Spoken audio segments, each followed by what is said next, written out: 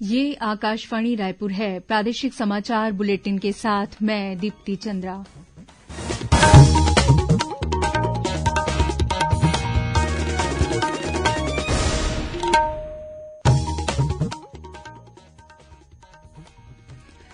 और अब पेश है आज के मुख्य समाचार।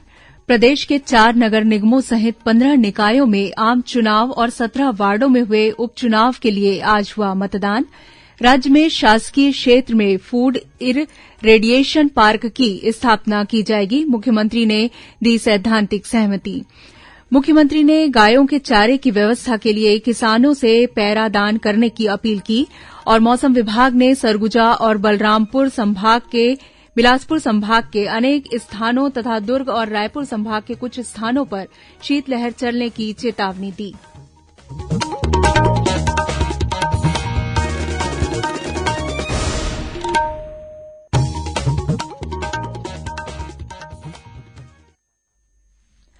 अब समाचार विस्तार से। प्रदेश के 4 नगर निगमों सहित 15 निकायों में आम चुनाव और 17 वार्डों में होने वाले उपचुनाव के लिए आज मतदान हुआ। ये चुनाव आमतौर पर शांतिपूर्ण ढंग से संपन्न हुए। आज शाम 6 बजे तक मिले मतदान के आंकड़ों के अनुसार रायपुर जिले के नगर पालिका निगम बिरगांव में 64% से अधिक वोट पड़े। नगर पालिका निगम भिलाई में करीब 60%, रिसाली में 62.14% और भिलाई चरोदा में 64.17% मतदान हुआ। इसी तरह नगर पालिका परिषद जामुल में 73.1% और नगर पंचायत उतई में 84.15% वोट पड़े। इसके अलावा नरहरपुर नगर पंचायत में 87% और नगर पालिका परिषद गोबरा नवापारा में 81% से अधिक मतदान हुआ। धमतरी जिले के नगर पंचायत मगरलोड, कुरुद और आमदी में करीब 90% मतदान हुआ। वहीं भैरमगढ़ नगर पंचायत में 78% और भोपालपट्टनम नगर पंचायत में 84% मतदान हुआ। राजनांदगांव के वार्ड क्रमांक 17 में करीब 68%, खैरागढ़ नगर पालिका परिषद में 81.121% और नगर पंचायत प्रेमनगर में करीब 86% मतदान हुआ।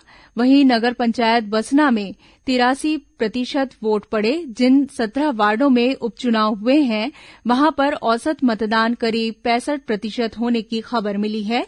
ये अनंतिम आंकड़े हैं और अंतिम आंकड़े देर रात तक मिलने की संभावना है। जिन नगरीय निकायों में आज मतदान हुआ वहां सुबह से ही मतदान केन्द्रों में बाहर मतदाताओं की लंबी लंबी कतारें नजर आईं।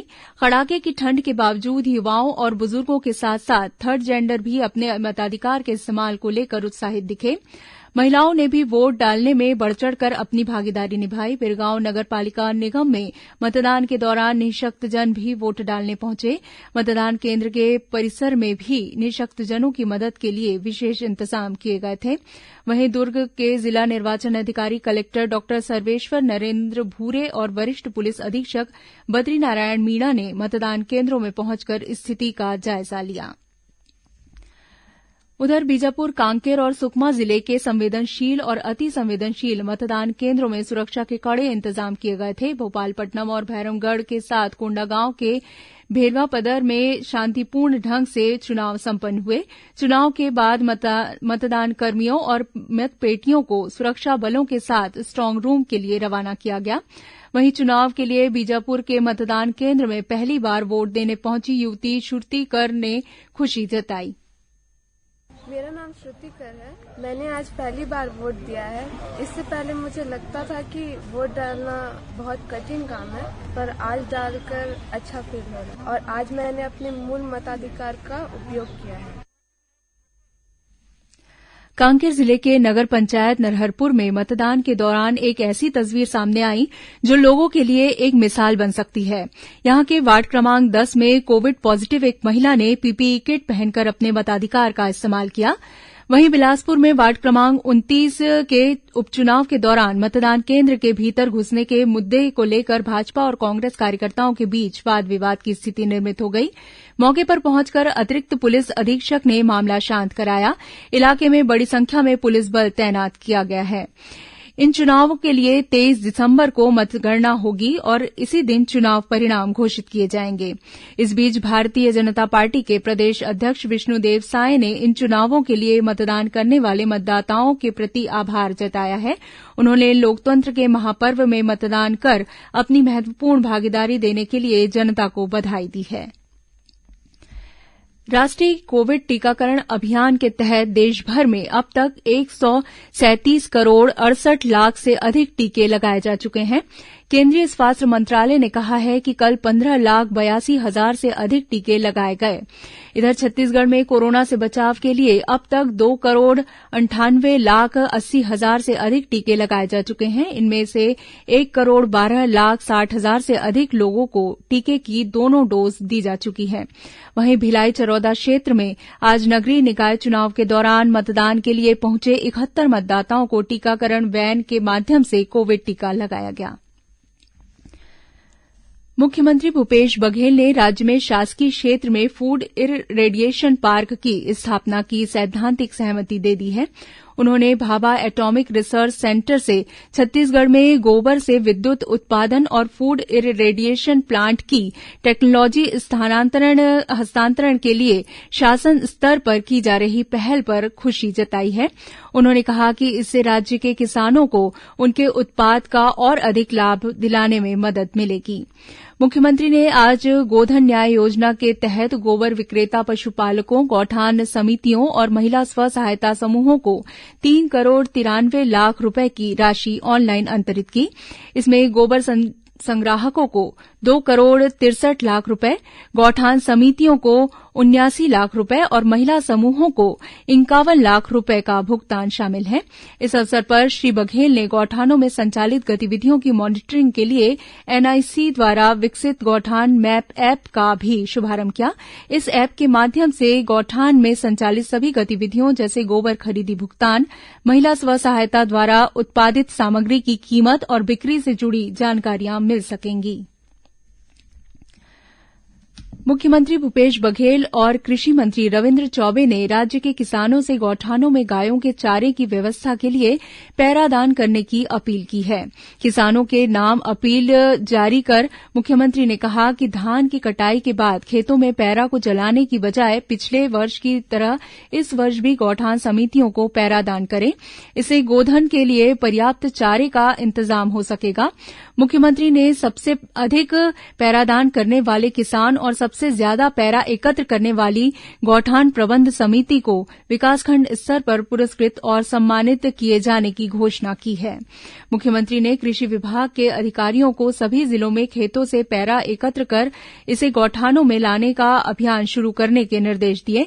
उन्होंने मुंगेली जिले में गौठानों में पैरा एकत्रीकरण के काम की सराहना की। इस बीच राज्य के गौठानों में अब तक 4,79,000 क्विंटल से अधिक धान पैरा एकत्र किया जा चुका है। प्रादेशिक समाचार आप आकाशवाणी रायपुर से सुन रहे हैं और अब आगे बढ़ते हैं बाकी के समाचारों की ओर। श्रोताओं, आजादी के अमृत महोत्सव पर आकाशवाणी समाचार द्वारा राष्ट्रीय स्तर पर आयोजित की जा रही प्रश्नोत्तरी के तहत आज का प्रश्न है, उस स्वतंत्रता सेनानी का नाम बताएं जिसने अरुणाचल प्रदेश के पूर्व सियांग जिले में ब्रिटेन के एक अधिकारी की हत्या करके ब्रिटिश शासन का विरोध किया था और इसके बाद इस क्षेत्र में अबोर एक्सपीडिशन के नाम से ब्रिटिश हुकूमत ने अत्याचार शुरू किया था। श्रोता अपने उत्तर व्हाट्सएप नंबर 8826546262 पर या ईमेल आईडी amritmahotsav@prasarbharati.gov.in पर भेज सकते हैं। इस प्रतियोगिता के लिए एक भाग्यशाली प्रतिभागी को विजेता चुना जाएगा और कल के समाचार प्रभात में उसके नाम की घोषणा की जाएगी। विजेता को ई प्रमाण पत्र और सांकेतिक पुरस्कार दिया जाएगा। पूर्व विधायक और कांग्रेस के वरिष्ठ नेता रमेश वल्यानी का आज रायपुर में अंतिम संस्कार किया गया। शैलेन्द्र नगर स्थित निवास कार्यालय से उनकी अंतिम यात्रा निकली, जिसमें मुख्यमंत्री भूपेश बघेल भी शामिल हुए। मुख्यमंत्री ने श्री वल्यानी के पार्थिव शरीर पर श्रद्धासुमन अर्पित कर उन्हें अपनी श्रद्धांजलि दी। श्री बघेल ने शोक संतप्त परिजनों के प्रति संवेदना प्रकट की। गौरतलब है कि श्री वल्यानी का कल नई दिल्ली के एक निजी अस्पताल में इलाज के दौरान निधन हो गया था। और अब पेश है मौसम का हाल।